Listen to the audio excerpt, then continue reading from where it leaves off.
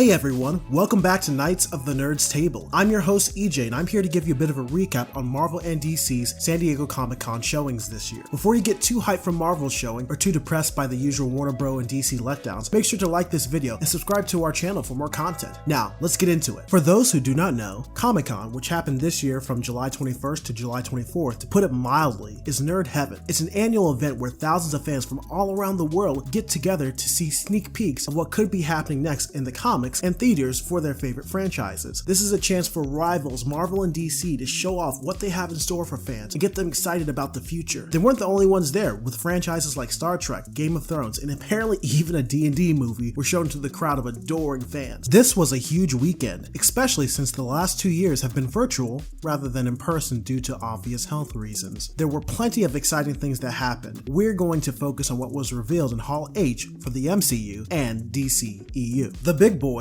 Marvel, really brought their A game. Phase 4 of Marvel had its high points like WandaVision, No Way Home, and Shang-Chi, but they also had some unusual bumps in the road. Films like Doctor Strange, Multiverse of Madness, Thor, Love and Thunder, and Eternals seemed to have something off with them, something that was missing. Well, never fear, folks. Your savior is here!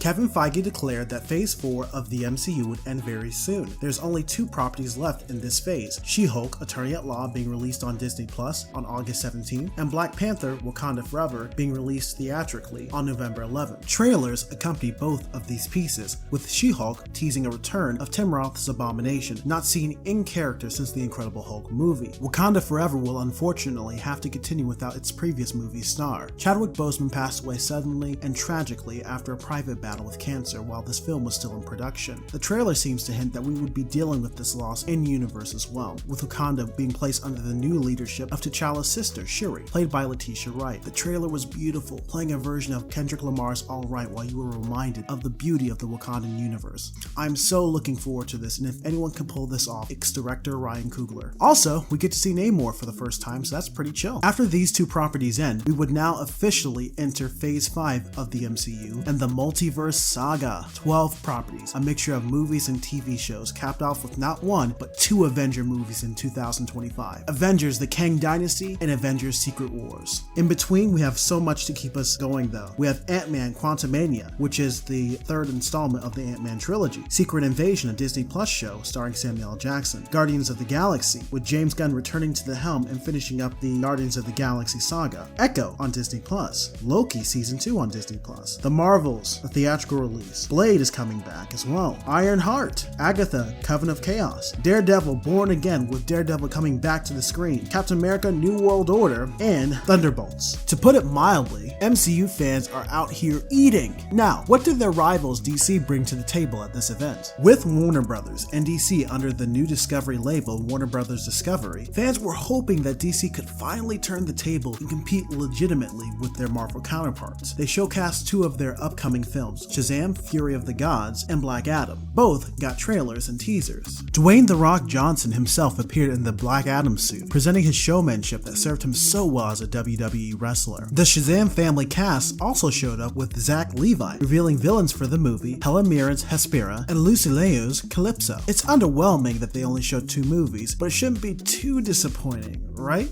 Seems that way until you know some of the background drama. On July 18th, a few days before Comic-Con, Rolling Stones, on behalf of old Warner Brothers executives and creatives, released what many would consider a hit piece article on former DC director Zack Snyder and his fans. Many unsubstantiated claims were made, but they were mostly just he said, she said disagreements between Snyder and Warner Brothers executives and creatives. They also insinuated that Snyder used his social media presence along with Cyborg actor Ray Fisher to harass Warner Brothers executives who disagreed with his vision while he was finishing up his version of Justice League. Now, the most outlandish accusation in this article was in regards to the authenticity of Zack Snyder's fanbase. The article claims they found a study that found that 13% of the Restore the Snyderverse and the Release the Snyder Cut Twitter community were bots or inauthentic Twitter accounts, which is obviously not the one the writer thought it was, since it proves that the majority of Zack Snyder fans, 87% of them in fact, were authentic. Compare that to Rolling Stone's following on Twitter, and you will find that almost 23% of Rolling Stone's followers on Twitter are actually inauthentic Twitter accounts or bots. Something about taking the plank out of your eye before you take the speck out of someone else's?